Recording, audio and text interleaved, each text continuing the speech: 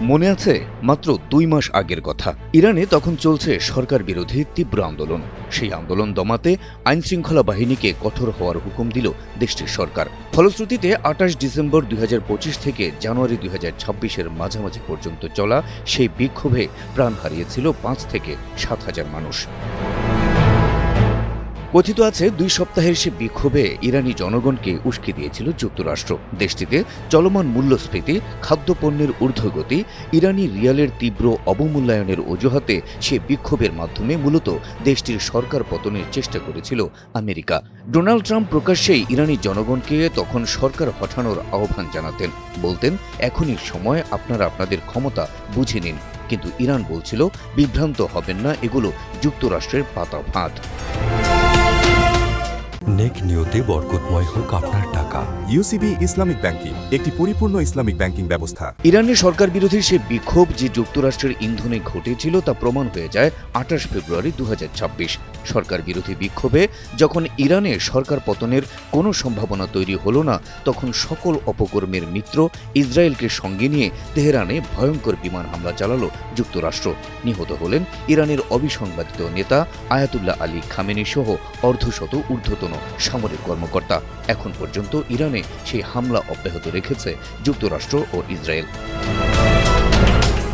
লক্ষণীয় ব্যাপার হলো, সরাসরি সামরিক হামলার পরও এখন পর্যন্ত ইরানে সরকারের পতন ঘটাতে পারল না যুক্তরাষ্ট্র। বরং ইরানিরা সরকার বিরোধী বিক্ষোভ ভুলে দেশ মাতৃকার টানে সবাই এক হয়ে গেল। প্রাণপ্রিয় নেতা আয়াতুল্লাহ খামেনিকে হারিয়ে ইরানের সকল জনগণ দাঁড়িয়ে গেল এক কাতারে। সরকার বিরোধী নয়, বরং সরকারকে রক্ষায় বুক টান টান করে দাঁড়িয়ে গেল যুক্তরাষ্ট্র আর ইসরায়েলের ক্ষেপণাস্ত্রের সামনে। শোককে শক্তিতে রূপান্তর করে ইরানের প্রতিটি জনগণ যেন হয়ে গেল এক একজন আয়াতুল্লাহ খামেনি। শুধু প্রতিরোধ নয়, ইরান সর্বশক্তি দিয়ে ঝাঁপিয়ে পড়ল যুক্তরাষ্ট্র ও ইসরায়েলের উপর। উপর্যুপরি পাল্টা হামলায় ধ্বংস করে দিল মধ্যপ্রাচ্যে থাকা প্রায় সব মার্কিন ঘাঁটি। একের পর এক মিসাইল বৃষ্টি দিয়ে ইসরায়েলকে কার্যত বাংকারে পাঠিয়ে দিয়েছে ইরান।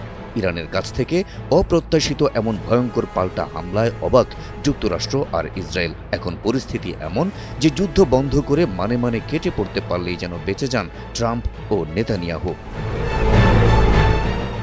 শরিয়া ভিত্তিক আধুনিক ইসলামী ব্যাংকিং। ইউসিবি ইসলামিক ব্যাংকিং একটি পরিপূর্ণ ইসলামিক ব্যাংকিং ব্যবস্থা। এদিকে ইরানে হামলার ২ সপ্তাহ পর এসে পরিস্থিতি এখন পুরোটাই ইরানের অনুকূলে।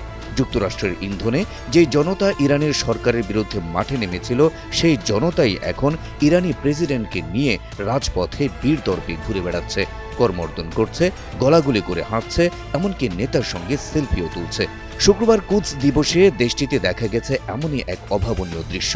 তেহরানের বিভিন্ন স্থাপনায় যখন ক্ষণে ক্ষণে আছড়ে পড়ছে ক্ষেপণাস্ত্র, তখন হাজার হাজার ইরানি জনতার সঙ্গে মিশে রাজপথে হাঁটছেন প্রেসিডেন্ট পেজেশকিয়ান, সামরিক প্রধান সহ অন্যান্য ঊর্ধ্বতন কর্মকর্তারা। তাদের চোখে মুখে ছিল না কোনো আতঙ্ক কিংবা ভয়ের ন্যূনতম ছাপ। অন্যদিকে তার বিপরীত চিত্র ইসরায়েলে। ইরানের একের পর এক হামলায় কাবু হয়ে দেশটির প্রধানমন্ত্রী বেনিয়ামিন নেতানিয়াহুকে বেশিরভাগ সময়ে থাকতে হয় বাংকারের নিচে। মাঝে মাঝে গোপন স্থানে থেকেই নিজের অস্তিত্বের জানান দিতে হয় তাকে। আর প্রবল শক্তিধর ডোনাল্ড ট্রাম্পের চেহারায় এখন সর্বক্ষণই ফুটে থাকে বিষণ্ণতার ছাপ। ঘরে বাইরে প্রবল সমালোচনার মুখে এখন যুদ্ধ বন্ধের পথ খুঁজে বেড়াচ্ছেন এই মার্কিন অধিপতি। এ অবস্থায় বিশ্লেষকরা বলছেন, ইরান যুদ্ধ থেকে কার্যত কোনো ফায়দা লুটতে পারেনি আমেরিকা ও তার মিত্ররা। ইরানি জনগণকে উস্কে দিয়ে সরকার বিরোধী বিক্ষোভ, ইসরায়েলকে সঙ্গে নিয়ে আকস্মিক সামরিক হামলা চালিয়েও দেশটিতে প্রভুত্ব কায়েম করতে পারছে না ট্রাম্প। বরং আয়াতুল্লাহ খামেনি নিহতের পর ইরান যখন তার ছেলে মুজতবা খামেনিকে সর্বোচ্চ ধর্মীয় নেতা বানিয়ে দিল, তখন যুক্তরাষ্ট্রের লক্ষ্য অর্জন হয়ে গেল আরও কঠিন। কারণ এই মুজতবা খামেনি বাবা হত্যার প্রতিশোধ নিতে এখন ক্ষুধার্ত বাঘের মতো গর্জন করছেন। যুক্তরাষ্ট্র ইসরায়েলের উপর হামলার গতি বাড়িয়েছেন, ট্রাম্প নেতানিয়াহুর ঘুম কেড়ে নিয়েছেন, আর বিশ্বের সামনে উপস্থাপন করছেন সুদৃঢ় ঐক্যের বন্ধনে আবদ্ধ এক অন্যরকম ইরানকে। হাবিব রাসেল, এনটিভি অনলাইন।